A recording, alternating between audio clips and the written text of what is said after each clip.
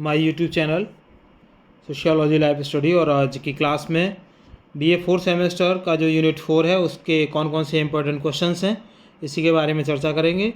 और जो आपका सिलेबस है उस सिलेबस का जो 4th यूनिट है उसमें आपका familial problems, dowry, domestic violence, divorce, intra and inter generational conflict and problems of elderly, तो ये आपका सिलेबस का 4th यूनिट है।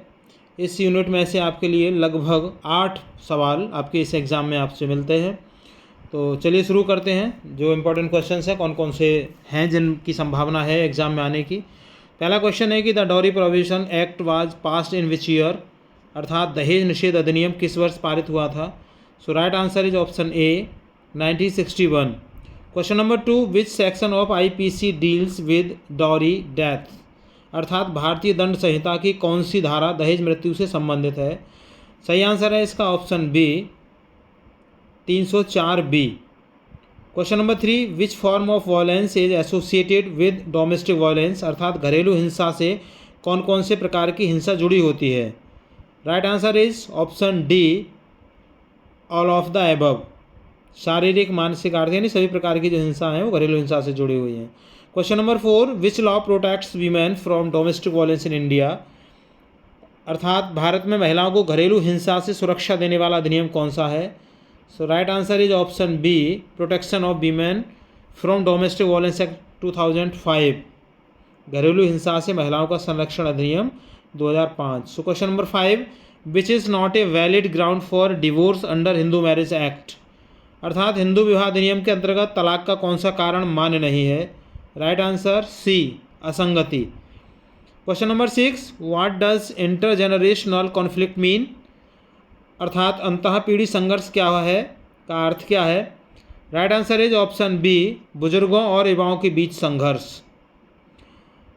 Question number 7, which of these a cause of intra generational conflict, अर्थात अंतरजातीय संघर्ष का कारण क्या हो सकता है। So right answer is option D पीढ़ियों का अंतर, भूमिका भ्रम, तकनीकी अंतर, यानी उपरोक्त सभी। Question number 8, one major problem faced by the elderly in India is, अर्थात भारत में वृद्ध लोगों की प्रमुख समस्या क्या है। Right answer is option C उपेक्षा और अकेलापन। Question number 9, which act was pass to protect the rights of parents and senior citizens in India, अर्थात भारत में बुजुर्गों और माता पिता के अधिकारों की रक्षा के लिए कौन सा अधिनियम पारित किया गया था। So right answer is option B माता पिता और वरिष्ठ नागरिकों का भरण पोषण और कल्याण अधिनियम 2007। Question number 10, the term sandwich generation refers to, अर्थात सैंडविच पीढ़ी शब्द किसे दर्शाता है।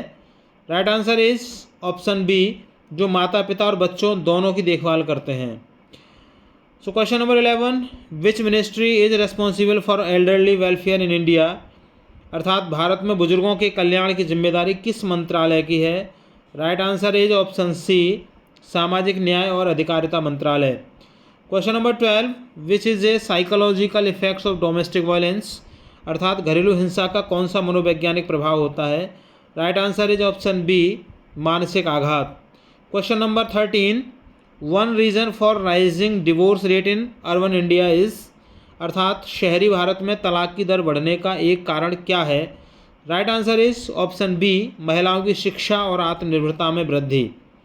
Question number 14, elder abuse is mostly committed by, अर्थात वृद्धजनों के प्रति दुर्व्यवहार अधिकतर कौन करता है। So right answer is option B परिवार के सदस्य। And question number 15, what is a common reason for generational conflict in Indian families, अर्थात भारतीय परिवारों में पीढ़ीगत संघर्ष का एक सामान्य कारण क्या है। So right answer is option C विश्वासों और मूल्यों में अंतर। So complete here this topic today. जो यूनिट है आपकी उससे 15 सवाल मैंने यहाँ पर दिए हैं। उम्मीद है कि अधिकांश प्रश्न आपको एग्ज़ाम में मिलेंगे। तो चैनल पर अगर आप नए हैं तो उसको एक बार सब्सक्राइब ज़रूर कर लीजिए, जिससे कि जो समय है समय रहते वो जो वीडियो आपके पास पहुंच जाए और आप उसका लाभ उठा सकें। साथ ही आप उन विद्यार्थियों के लिए इस वीडियो को ज़रूर शेयर कीजिएगा। मेरा विशेष निवेदन आपसे है जो विद्यार्थी इस बार BA 4 सेमेस्टर के एग्ज़ाम में सम्मिलित हो रहे हैं उनके लिए बहुत ही ज़्यादा महत्वपूर्ण है ये वीडियो। और कहीं कोई क्वेरी कोई कमेंट है तो आप मुझे कमेंट बॉक्स में लिख करके आप बता दीजिए, मैं कोशिश करूँगा कि उसका समाधान अगली वीडियो में कर दिया जाए। तो जुड़ने के लिए थैंक यू वंस अगेन। मिलते हैं अगली वीडियो में, तब तक के लिए जय हिंद।